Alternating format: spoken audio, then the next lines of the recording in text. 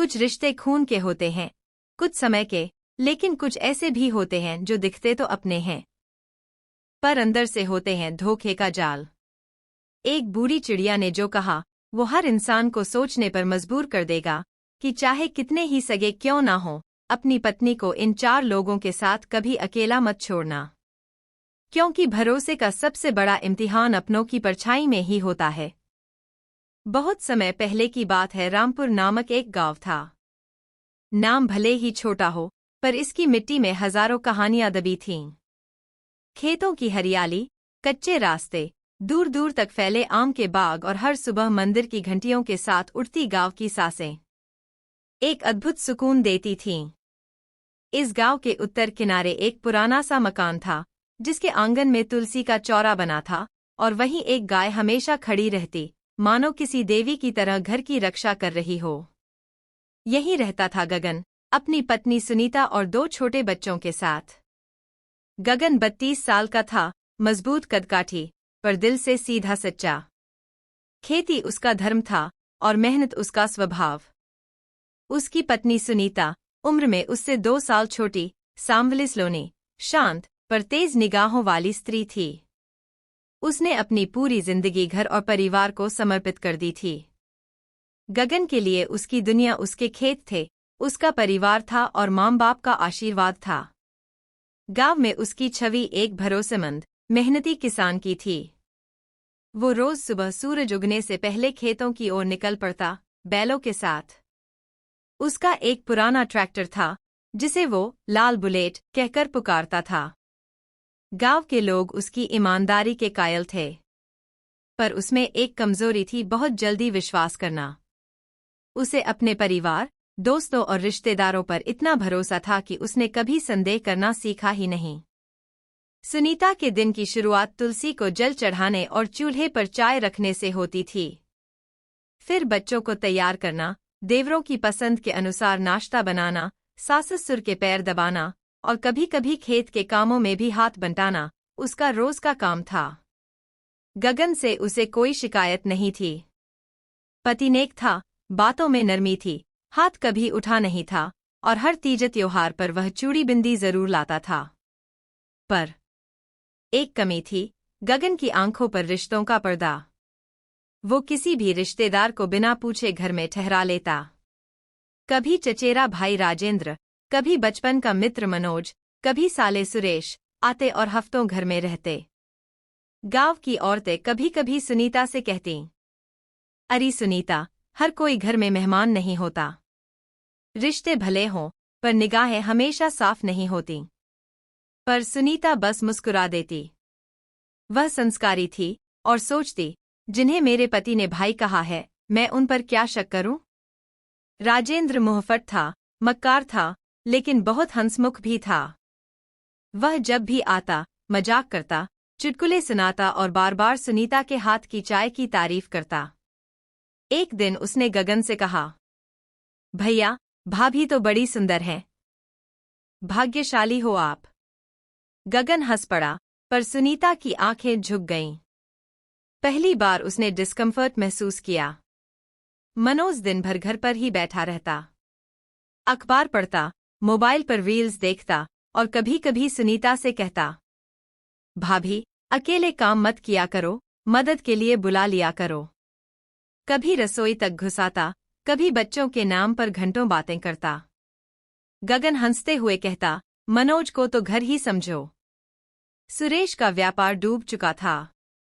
वह 3 महीने से गगन के घर पर था। खाने पीने की चिंता नहीं, पर उसकी नजरें बार-बार रसोई की ओर जातीं। सुनीता को उसकी बातें अब बहुत खटकने लगी थीं। एक दिन उसने कहा, भाभी, अगर जीजाजी मुझे बहन जैसा मानते हैं, तो आप मुझे दोस्त जैसा क्यों नहीं मानती? गांव के कोने में एक पीपल का पेड़ था, जहां रोज सुनीता पूजा करने जाती। वहीं एक दिन पंडित चंद्रदत्त ने कहा, बिटिया, आजकल उस पेड़ पर रहने वाली चिड़िया बड़ी विचित्र बातें करती है। लगता है जैसे कोई आत्मा उसमें समा गई हो। सुनीता ने हंसते हुए कहा, पंडित जी, अब चिड़िया भी ज्ञान देने लगी क्या?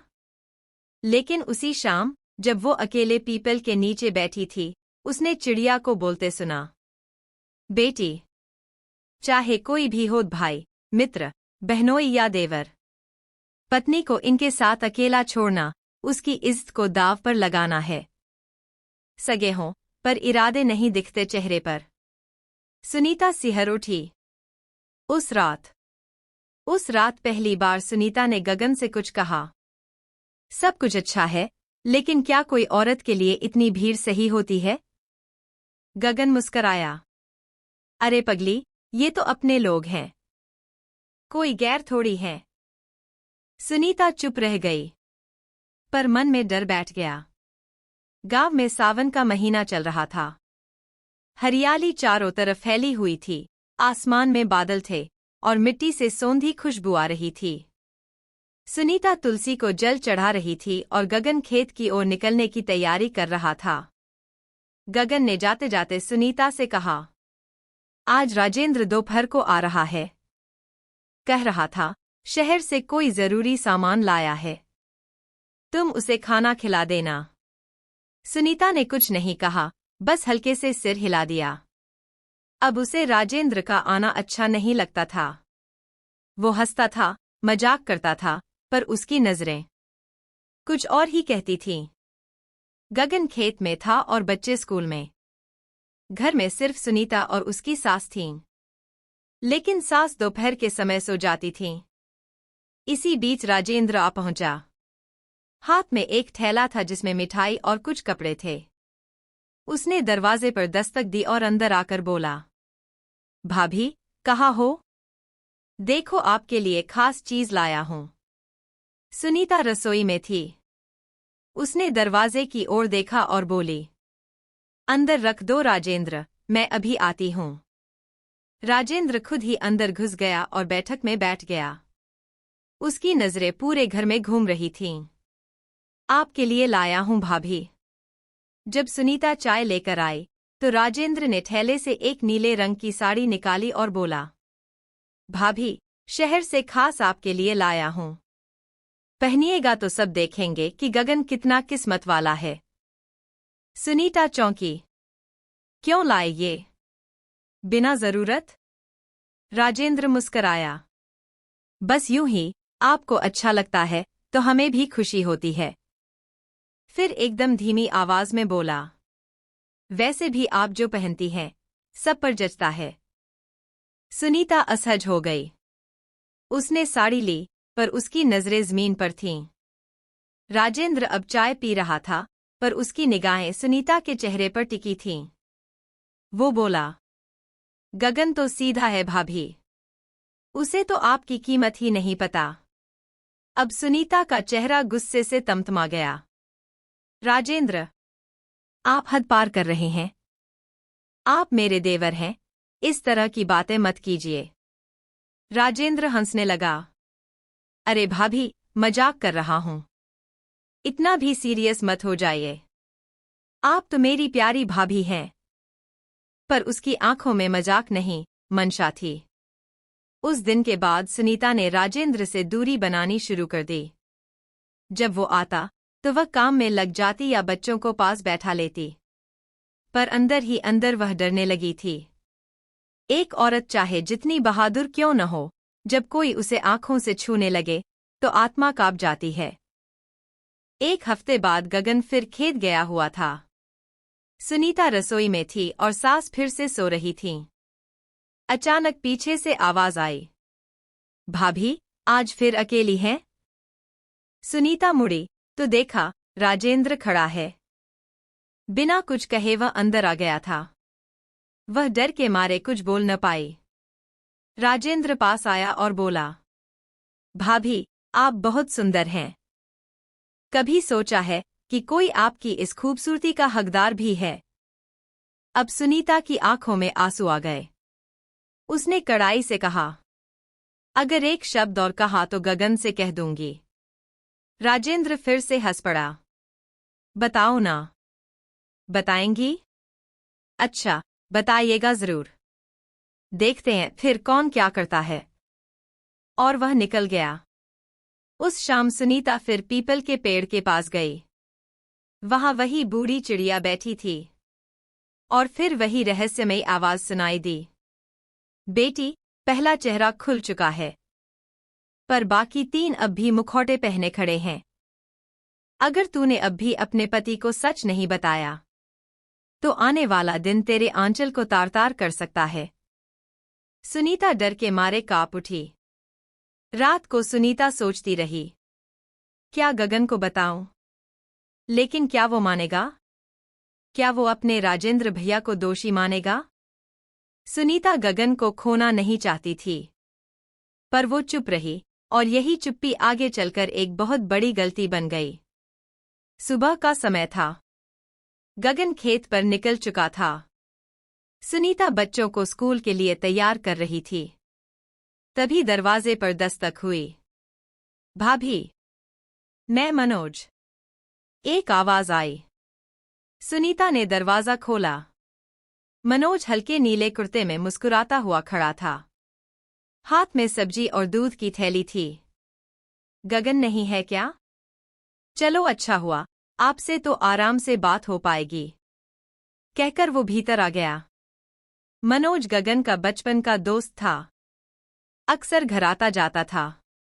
गगन उसे अपना भाई मानता था। जब मनोज आता तो पूरा घर उसका स्वागत करता। वो सुनीता से ऐसे बातें करता जैसे वो उसका सगा देवर हो। पर पिछले कुछ महीनों से सुनीता को उसकी बातें पहले जैसी सहज नहीं लगती थीं। आज, जब वह अकेली थी और मनोज फिर से आया, उसके मन में हल्का सा डर था। उसने जल्दबाजी में कहा, गगन खेत गए हैं, शाम तक आएंगे।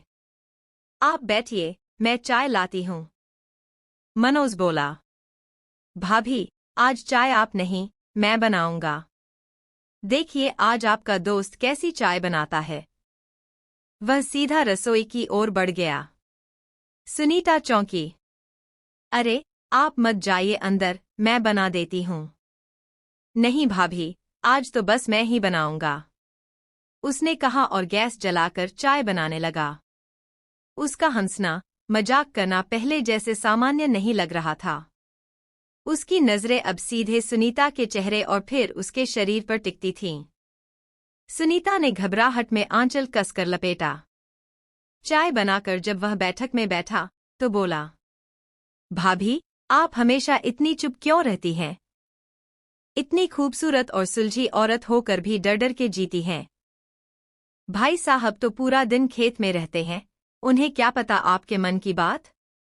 सुनीता ने शांत स्वर में कहा, आप मेरे पति के सबसे अच्छे दोस्त हैं। कृपया ऐसी बातें मत कीजिए। मनोज पास खिसक कर बोला। तो क्या हुआ? मैं दोस्त हूं, लेकिन इंसान भी हूं। और एक बात कहूं, अगर आप मेरी होती। इतना सुनते ही सुनीता खड़ी हो गई। बस, बहुत हो गया मनोज। अब आप यहां कभी मत आइए। और अगर एक शब्द भी और बोला तो गगन को सब बता दूंगी। मनोज का चेहरा एक पल में बदल गया। उसकी मुस्कुराहट एक घृणित मुस्कान में बदल गई। तुम क्या बताओगी गगन को? क्या वो मानेगा? मैं उसका दोस्त हूं, और तुम? तुम्हारे खिलाफ कौन गवाही देगा? सुनीता कांप रही थी। उसके हाथ कांप रहे थे लेकिन मन भीतर से मजबूत हो चुका था। उसने दरवाजा खोला और चिल्लाकर बोला, निकलो यहां से, अभी के अभी। पड़ोसी महिलाएं बाहर दिखीं तो मनोज डर गया और चुपचाप निकल गया। शाम को सुनीता अकेली बैठी थी। आंखें बंद थीं, लेकिन मन शांत था। फिर से वह पीपल के पेड़ के पास गई। वहीं चिड़िया फिर बोली, बेटी, 2 चेहरे उजागर हो चुके हैं। रिश्तों के कपड़ों में लिपटे ये शिकारी अब धीरे धीरे अपने पंजे फैलाएंगे। तुझे अब खुद को बचाना होगा। तेरे पति को जगाना ही तेरी रक्षा का पहला उपाय है। रात में गगन घर आया, थका हुआ था। सुनीता उसके लिए खाना परोस रही थी। वो चुप थी, लेकिन उसकी आंखें बोल रही थीं। गगन ने पूछा, क्या हुआ? तुम ठीक हो? सुनीता ने कहना चाहा, पर दिल डर गया।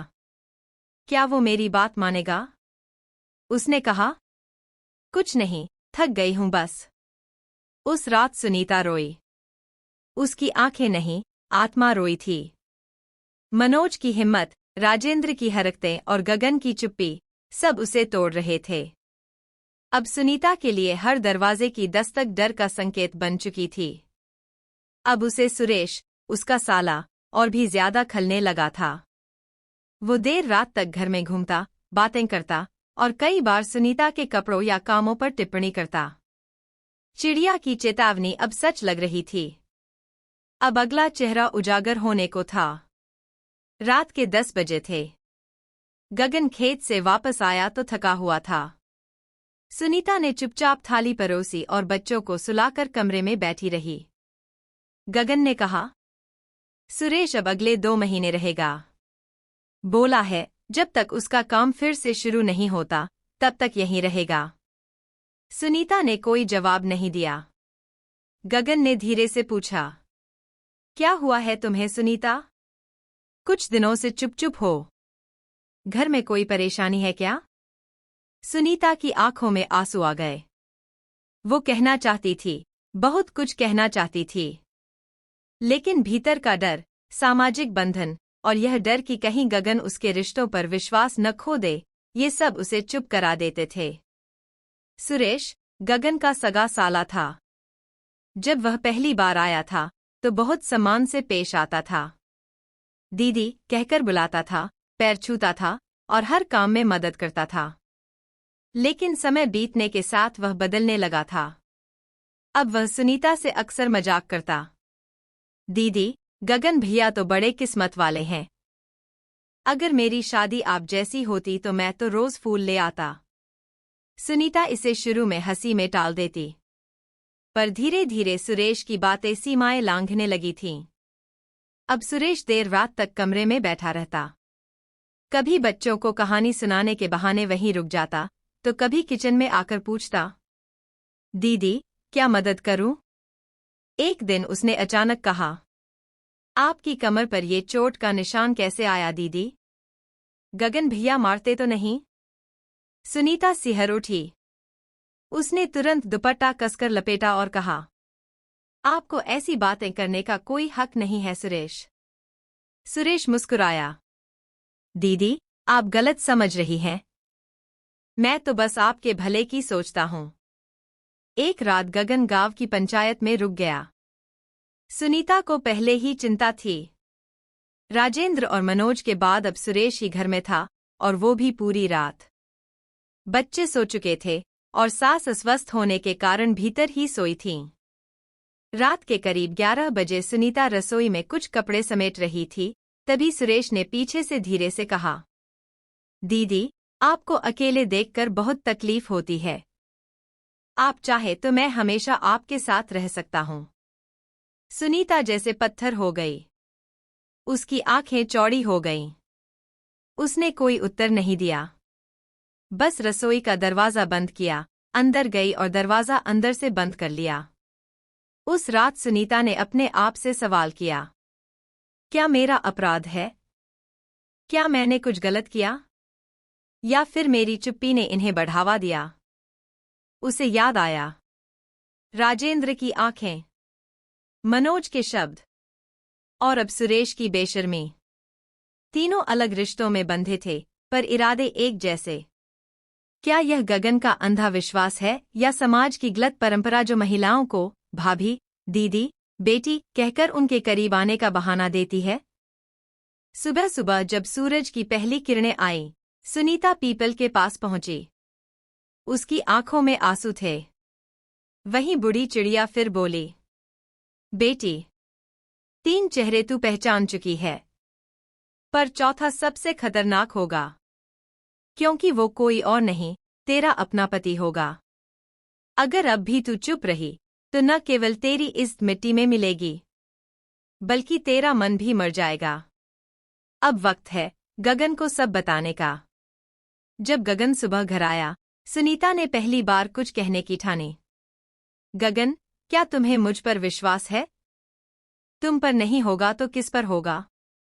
गगन ने मुस्कुराते हुए कहा, तो सुनो। सुनीता की आवाज कांप रही थी। राजेंद्र, मनोज और सुरेश, तीनों ने मेरी मर्यादा की सीमाओं को पार करने की कोशिश की है। गगन कुछ देर तक सुन्न रह गया। क्या क्या कह रही हो तुम? सच। अब और सहन नहीं कर सकती। गगन का चेहरा लाल हो गया। वो चुपचाप उठा और दरवाजा खोलकर बाहर चला गया। सुनीता का दिल कांप उठा। क्या वह उसकी बातों पर विश्वास नहीं करेगा? शाम का समय था। गांव की पगडंडियों पर सूरज की आखिरी किरणें उतर रही थीं। चिड़ियों की चहचहाहट के बीच पीपल के पेड़ के नीचे बैठी बूढ़ी चिड़िया फिर बोल उठी। गगन, अब बात उन 4 लोगों की पूरी होने वाली है। लेकिन चौथे के बारे में बताने से पहले तुम्हारी पत्नी को एक परीक्षा से गुजरना होगा, और तुम्हें भी। गगन गंभीर हो गया। उसकी आंखें पत्नी सुनीता पर टिक गईं, जो अब तक शांत मगर पूरे ध्यान से चिड़िया की बातें सुन रही थी। चिड़िया ने धीरे से कहा, स्त्री की शक्ति को परखना हो तो उसे अकेला छोड़ दो। अगर वो पतन की ओर जाती है तो पुरुष भी नष्ट होता है, लेकिन अगर वो अपनी मर्यादा पर अडिग रहती है तो पूरा कुल तर जाता है। आज सुनीता की परीक्षा है, लेकिन असली कसौटी तुम्हारे विश्वास की होगी, गगन। गगन की मां अचानक बीमार पड़ी। गांव के वैद्य ने कहा कि उन्हें इलाज के लिए 2 दिन कस्बे के अस्पताल में भर्ती करवाना होगा। सुनीता ने जिम्मेदारी ली।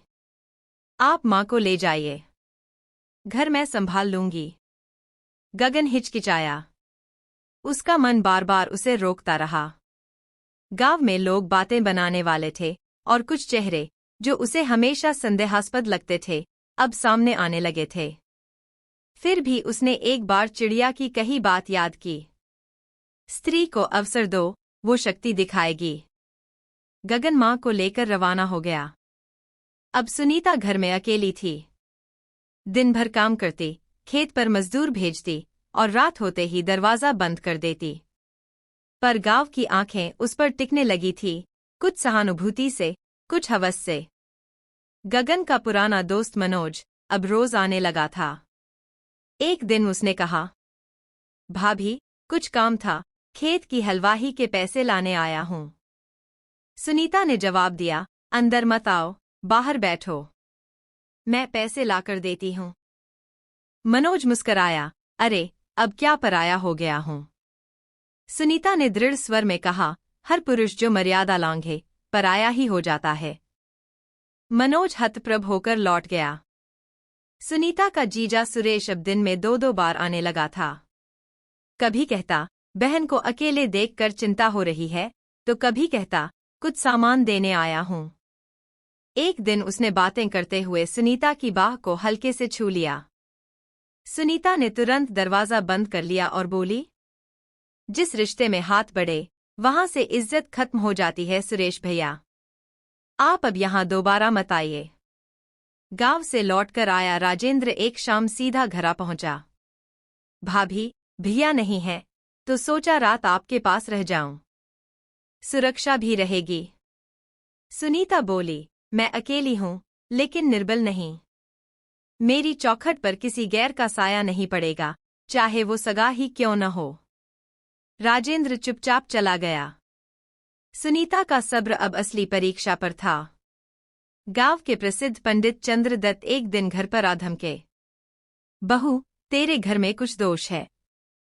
पति बाहर गया है, ऐसे समय में शांति पाठ जरूरी है। मैं पूजा करवा दूं? सुनीता ने कहा, पंडित जी, बिना मेरे पति की अनुमति के कोई पूजा नहीं होगी। पंडित गरज उठा, धर्म से बढ़कर कुछ नहीं होता, बहू। सुनीता उसकी आंखों में देखती रही। धर्म वो नहीं जो घर की इज्जत लूटने के बहाने ढूंढे। धर्म वो है जो औरत को शक्ति दे, भय नहीं। उसने पंचायत बुला ली। गांव की चौपाल पर सबके सामने सुनीता ने चारों के नाम लिए, सुरेश, मनोज, राजेंद्र और पंडित। साक्षी थे बूढ़े, जवान और वो चिड़िया भी जो अब तक खामोश बैठी थी। गगन जब मां को अस्पताल से लेकर लौटा तो गांव में सब कुछ बदल चुका था। उसे लोगों ने बताया कि कैसे सुनीता ने एक एक करके चारों को नंगा किया, न सिर्फ आंखों से बल्कि सच्चाई से। गगन सीधे सुनीता के पास पहुंचा। उसने उसका हाथ थामा और कहा, मैंने सोचा था तुम्हें अकेला छोड़कर गलती कर रहा हूं, लेकिन आज मुझे समझ आया कि मैंने अपनी सबसे सही परीक्षा दी, तुम्हारे ऊपर भरोसा करके। सुनीता मुस्कुराई। परीक्षा मेरी नहीं थी गगन, तुम्हारे विश्वास की थी। अगर तुम कमजोर पड़ते तो मैं भी टूट जाती। वृक्ष पर बैठी बूढ़ी चिड़िया गगन की तरफ देखती हुई बोली, पत्नी पर भरोसा करना पुरुष की मर्दानगी है और अपने सम्मान को बचा लेना स्त्री की असली ताकत। जब ये दोनों साथ हों तो कोई रिश्ता हारा नहीं करता। गांव की हवा में अब धीरे धीरे कुछ अजीब सी बेचैनी घुलने लगी थी।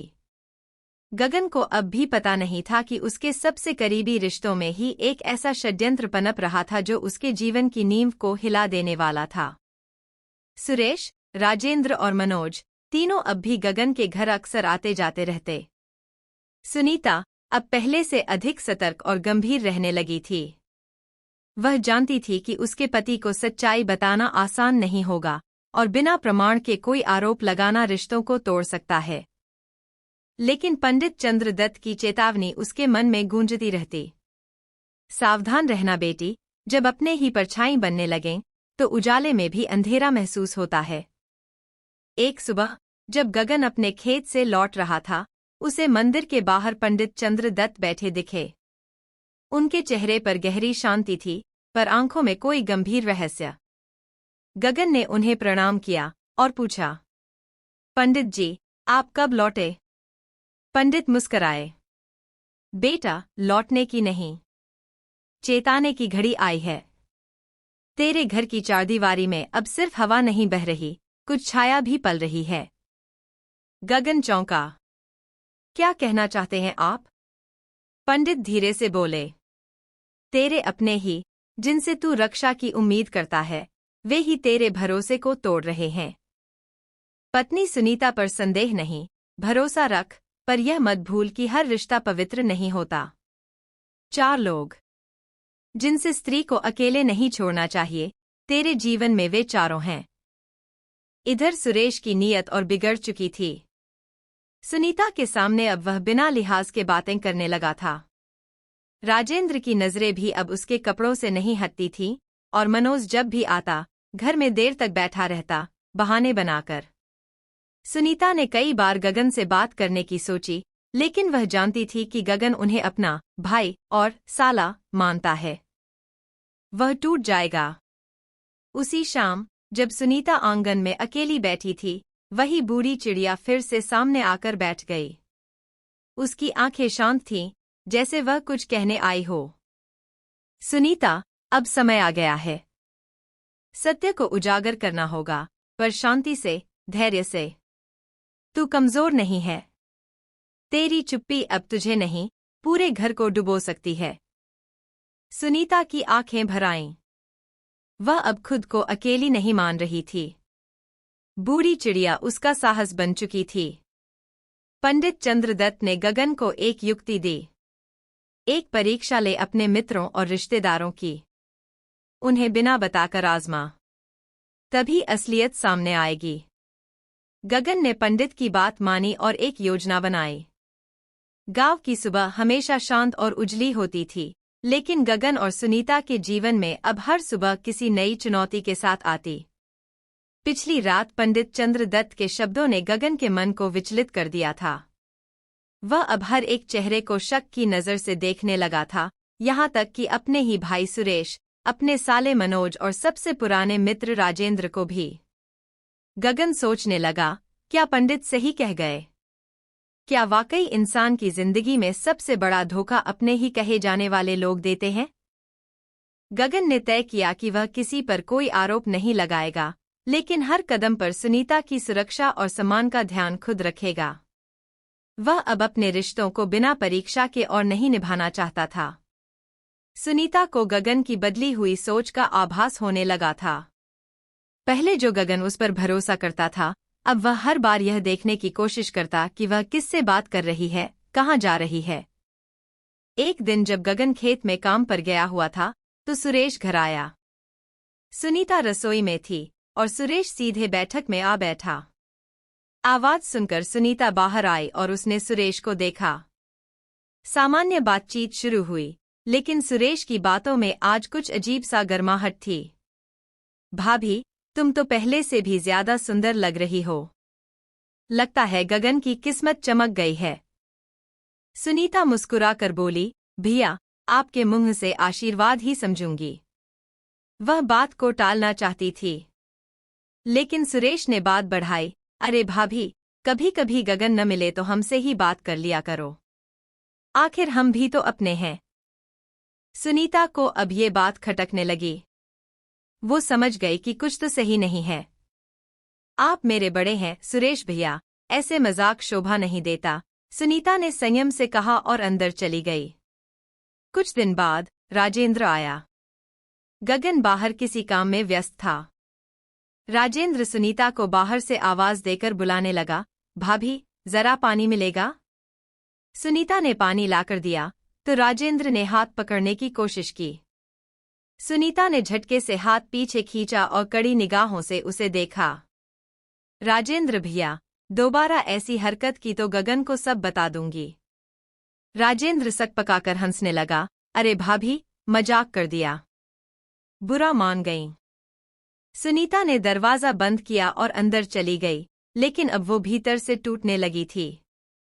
एक एक करके गगन के अपने रिश्ते उसके लिए जहर साबित हो रहे थे। मनोज यानी सुनीता का सगा भाई, जो बचपन से उसके बहुत करीब था, लेकिन अब उसके व्यवहार में भी बदलाव आने लगा था। एक दिन घर में कोई नहीं था, सिर्फ मनोज आया। वह सीधा सुनीता के कमरे में घुस गया और बोला, दीदी, ये तुम्हारा श्रृंगार बहुत सुंदर है। तुम्हारा चेहरा आज कमल जैसा लग रहा है। सुनीता हैरान रह गई, ये कैसी बातें कर रहे हो मनोज? तुम मेरे भाई हो। भाई ही तो हो। कुछ तो हक है मुझ पर, उसने आंखें मिचकाते हुए कहा। अब सुनीता का धैर्य टूट चुका था। मनोज, अगर फिर कभी ऐसी बात की तो तुम्हारा रिश्ता मुझसे खत्म समझो। अभी तो गगन को नहीं बताया है, लेकिन अगली बार अगर ऐसा हुआ तो सब कुछ बता दूंगी। मनोज चुपचाप निकल गया, लेकिन सुनीता का दिल अब बिल्कुल टूट चुका था। जब गगन शाम को लौटा तो सुनीता की आंखें लाल थीं और चेहरा बुझा हुआ। वह कुछ नहीं बोल रही थी, लेकिन उसकी चुप्पी बहुत कुछ कह रही थी। गगन ने सुनीता से पूछा, कुछ हुआ है? सुनीता ने सिर झुका लिया। फिर कुछ क्षणों की चुप्पी के बाद वह बोली, गगन, जो रिश्ते तुम्हें सबसे प्यारे हैं, उन्हीं ने मेरे स्त्रीत्व और मर्यादा को लज्जित करने की कोशिश की है। मैं चुप रही ताकि तुम्हारा विश्वास न टूटे, लेकिन अब और नहीं सह सकती। गगन के पैरों तले जमीन खिसक गई। गगन की आंखों में वो रात घूमने लगी जब पंडित चंद्रदत्त ने कहा था, जितने सगे रिश्ते हैं, उतनी ही ज्यादा स्त्री की रक्षा करनी होती है, क्योंकि जो सबसे अपने लगते हैं, वही सबसे बड़ा विश्वासघात कर जाते हैं। अब गगन को यकीन हो गया था कि यह सिर्फ एक कथा नहीं थी, यह उसका यथार्थ बन चुका था। गांव की शाम गाढ़े अंधेरे में ढल रही थी। नीम के पेड़ की छाव में बैठा गगन आज बहुत उदास था। सुरेश, राजेंद्र और मनोज तीनों अब खुलकर सुनीता से हंसी मजाक करने लगे थे। गगन ने कई बार गौर किया, पर हर बार मन में यह सोचकर चुप रह गया कि शायद मैं ही ज्यादा सोच रहा हूं। पर सच यह था कि उसकी चुप्पी को इन तीनों ने उसकी कमजोरी समझ लिया था। एक दिन गांव के मंदिर में एक बड़ा आयोजन था। गगन और सुनीता दोनों को बुलावा आया। गगन को कुछ जरूरी काम पड़ गया तो उसने सुनीता से कहा, तुम चली जाना, मैं थोड़ी देर में पहुंच जाऊंगा। सुनीता अकेली मंदिर पहुंच गई। वहां सुरेश, राजेंद्र और मनोज पहले से मौजूद थे। तीनों ने सुनीता को देख हंसते हुए कुछ इशारे किए। सुरेश ने कहा, भाभी जी, आज तो आप अकेली हैं, चलिए थोड़ा मजाक हो जाए। राजेंद्र ने कहा, गगन भाई तो अब बहुत बदल गए हैं, लेकिन आप तो आज भी उतनी ही सुंदर लगती हैं। मनोज भी पीछे नहीं रहा, बोला, अगर भाभी जैसी औरत मेरे जीवन में होती तो मैं उसे कभी अकेला नहीं छोड़ता। सुनीता का चेहरा शर्म से लाल हो गया। उसने कुछ नहीं कहा, बस पूजा करके चुपचाप वहां से निकल पड़ी। रास्ते में उसकी आंखें भर आईं। वो समझ नहीं पा रही थी कि गगन के इतने नजदीकी लोग इतनी गिरी हुई बातें कैसे कर सकते हैं। वो घर पहुंची, लेकिन गगन से कुछ नहीं कहा, क्योंकि वो जानती थी कि गगन या तो चुप रह जाएगा या बात को टाल देगा। उसी रात गांव के सबसे वृद्ध और प्रतिष्ठित पंडित चंद्रदत्त उनके घर आए। वह कुछ देर सुनीता से बातें करने के बाद गगन के पास गए। बेटा गगन, उन्होंने कहा, मैंने आज वो देखा जो नहीं देखना चाहिए था। गगन चौंक गया। क्या हुआ पंडित जी? चंद्रदत्त ने गंभीर स्वर में कहा। कभी कभी सगे भी अजगरों से ज्यादा खतरनाक होते हैं। तुम्हारे घर की लक्ष्मी का सम्मान कुछ लोगों के मन में नहीं रहा, और तुम अब भी सोच में हो कि कौन अपना है और कौन पराया। गगन सिर झुकाकर बैठ गया। अब वो समझ गया था कि उसका मौन उसकी पत्नी के लिए बोझ बनता जा रहा है। चंद्रदत्त ने जाते जाते बस एक बात कही, अपनी स्त्री की रक्षा करना ही सबसे बड़ा धर्म है, और जो धर्म नहीं निभा सकता वो जीवन भर पछताता है। गगन की आंखें अब खुल चुकी थीं। वह जानता था अगला कदम उसे बहुत सोच समझ कर उठाना होगा। पंडित चंद्रदत्त के जाने के बाद सुनीता की आंखों में कुछ बदल गया था।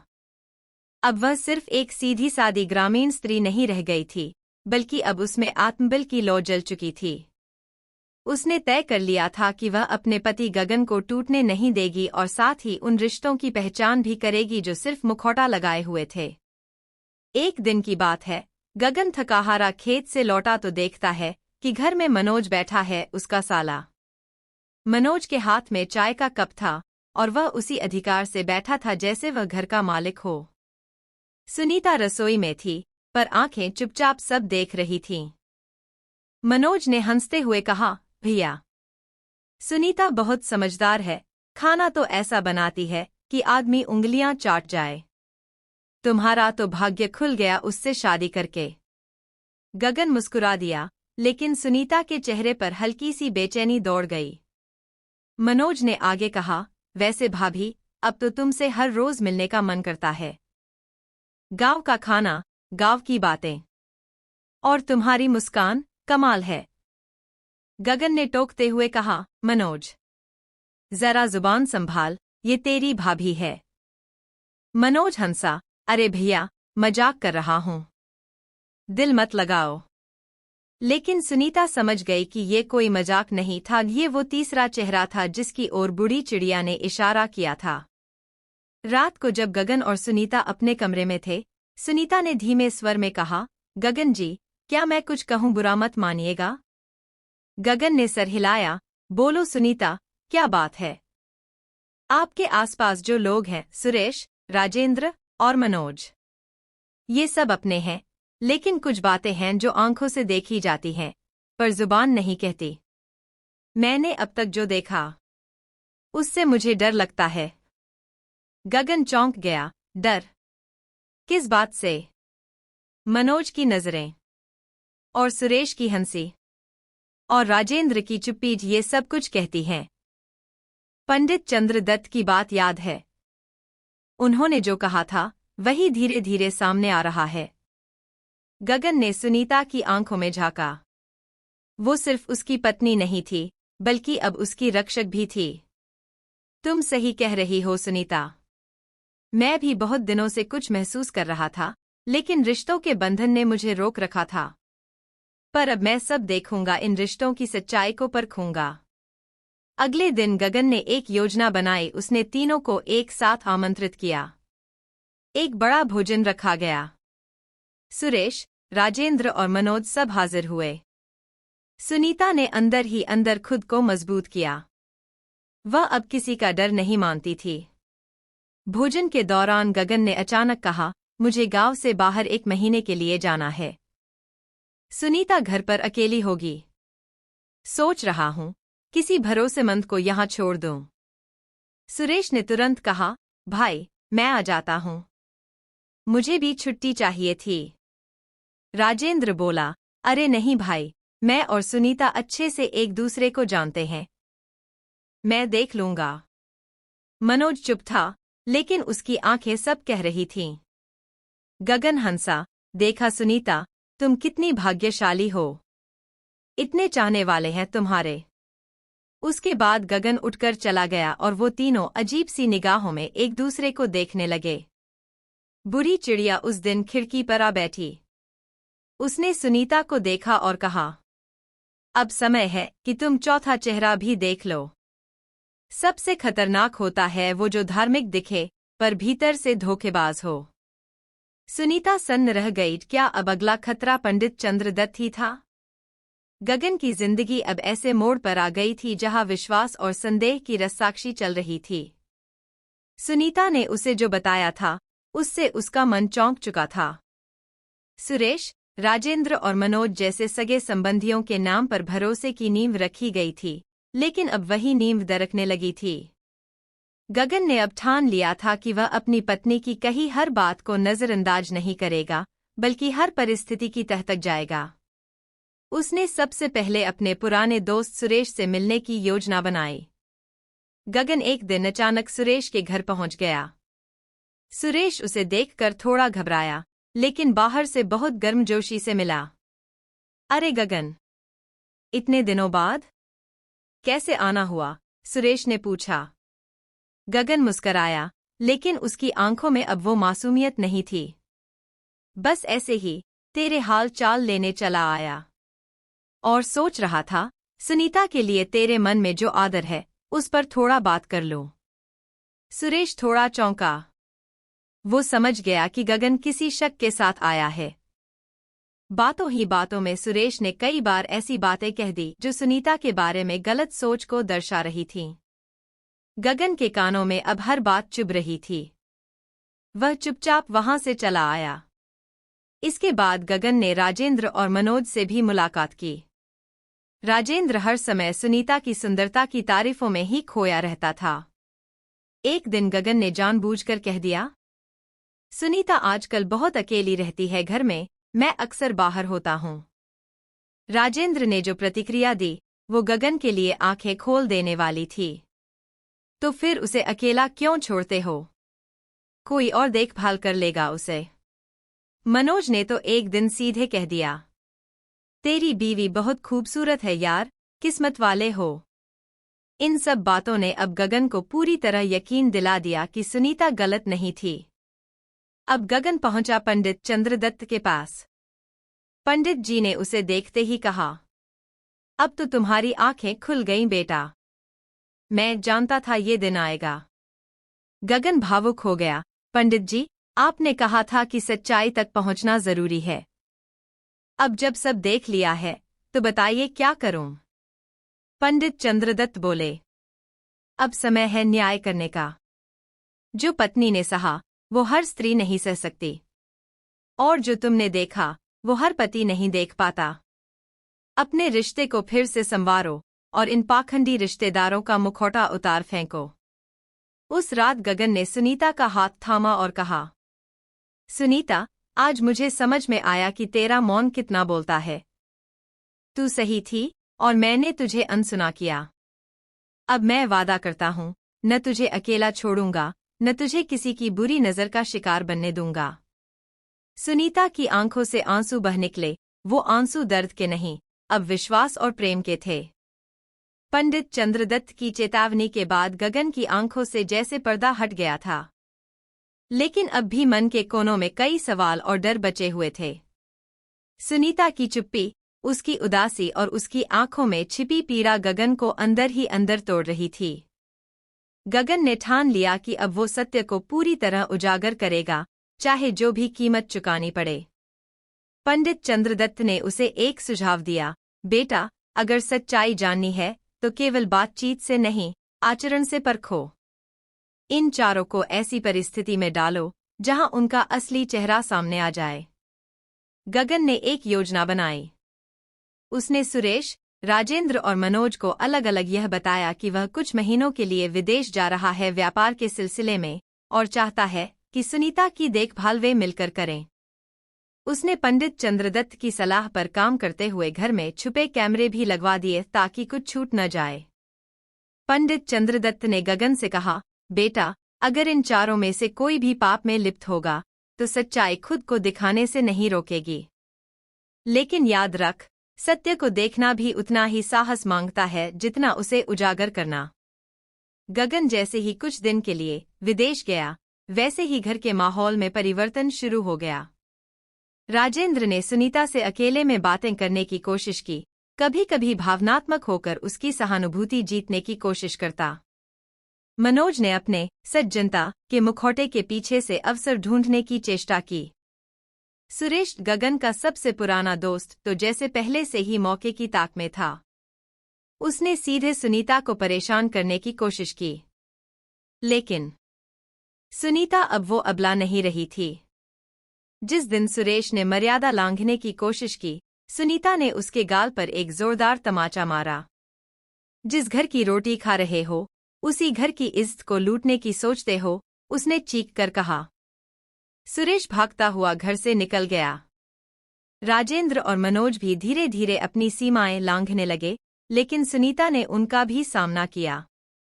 उसने न केवल उन्हें रोका बल्कि कैमरे में उनके सारे कृत्य रिकॉर्ड भी हो चुके थे। 3 दिन बाद गगन अचानक घर लौटा। उसने सबसे पहले अपने कमरे के पर्दे हटाए, टीवी स्क्रीन पर फुटेज चलाया और तीनों के चेहरे उतर गए। गगन की आंखों में आंसू थे, सुनीता के लिए नहीं, बल्कि अपने खुद के लिए कि वह किन लोगों को अपना भाई, दोस्त और साला समझता रहा। गगन बोला, सुनीता, आज मुझे समझ आया कि पत्नी को अकेला छोड़ने से पहले किन 4 लोगों से सतर्क रहना चाहिए। एक दोस्त, एक भाई, एक साला और एक नकली शुभचिंतक पंडित। अगर नीयत बिगड़ी हो तो ये सबसे खतरनाक होते हैं। राजेंद्र, मनोज और सुरेश शर्मिंदा होकर सिर झुकाए खड़े थे। तभी अंदर से पंडित चंद्रदत्त आए और बोले, पाप का घड़ा अब भर चुका है, लेकिन अब ये तुम्हारे हाथ में है। गगन, बदला लेना है या भविष्य को संवारना है? सुनीता ने धीमे स्वर में कहा, गगन, इनसे बदला लेने से कुछ नहीं होगा, लेकिन इनकी असलियत सबके सामने आए, इतना जरूर होना चाहिए, ताकि कोई और सुनीता किसी और गगन की गैरहाजिरी में घुटे नहीं। गगन ने सिर हिलाया। उसने पुलिस को बुलाया और सारे फुटेज सौंप दिए। गांव के मंदिर में सुबह की आरती के स्वर गूंज रहे थे। वातावरण में भक्ति की सुगंध घुली हुई थी, लेकिन गगन और सुनीता के जीवन में एक तूफान की आहट थी। मनोज, सुरेश और राजेंद्र तीनों अब भी शांत नहीं हुए थे। उन्हें गगन की ईमानदारी और सुनीता की सच्चाई एक आंख नहीं भा रही थी। पंडित चंद्रदत्त को उन्होंने एक बार फिर अपने स्वार्थ में इस्तेमाल करने की सोची। गगन और सुनीता एक दिन अपने आंगन में बैठे थे जब वही बूढ़ी चिड़िया फिर आई। उसकी आंखों में अब और भी गहराई थी।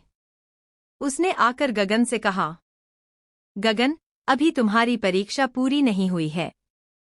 सच्चाई और चरित्र की अग्निपरीक्षा तब होती है जब तुम्हारे अपने ही तुम्हारे खिलाफ खड़े हों। तुम्हारी पत्नी पर जो संदेह किया गया, वो अब एक अंतिम मोड़ पर पहुंचने वाला है।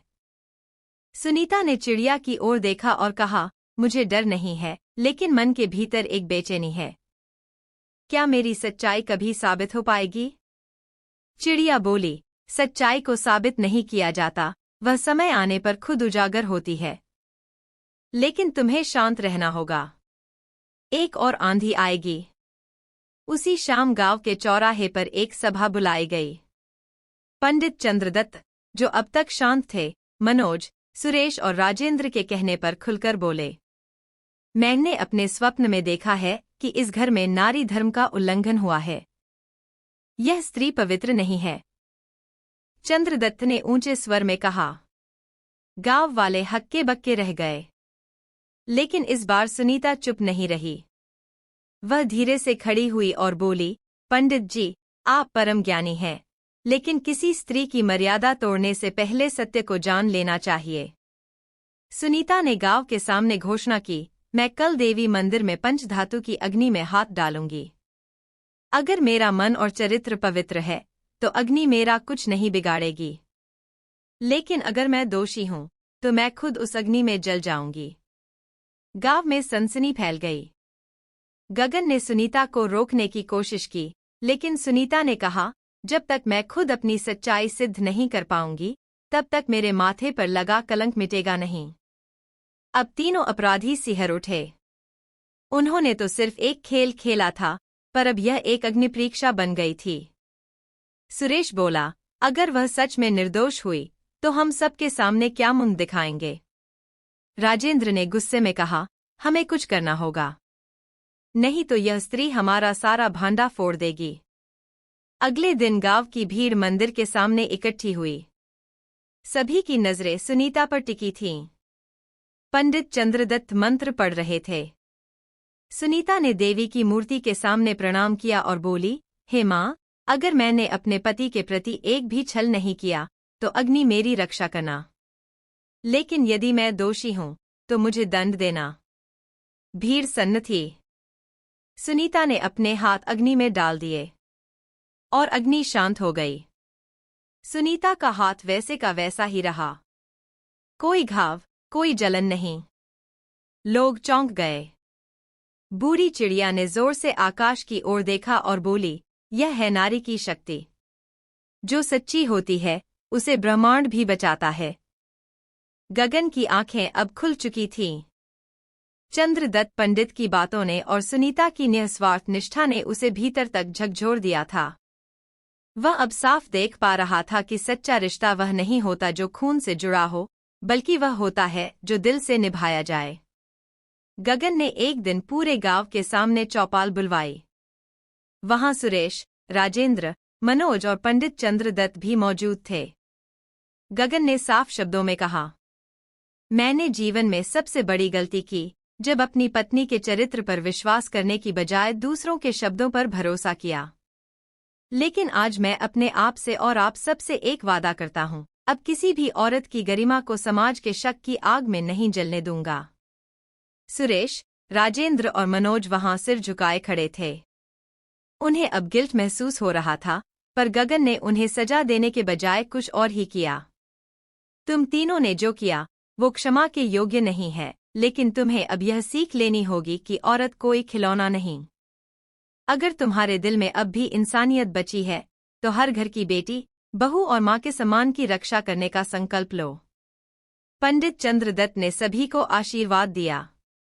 बेटा गगन, तुमने जो आज किया, वह सिर्फ एक पति का प्रायश्चित नहीं है, यह समाज को आईना दिखाने का काम है।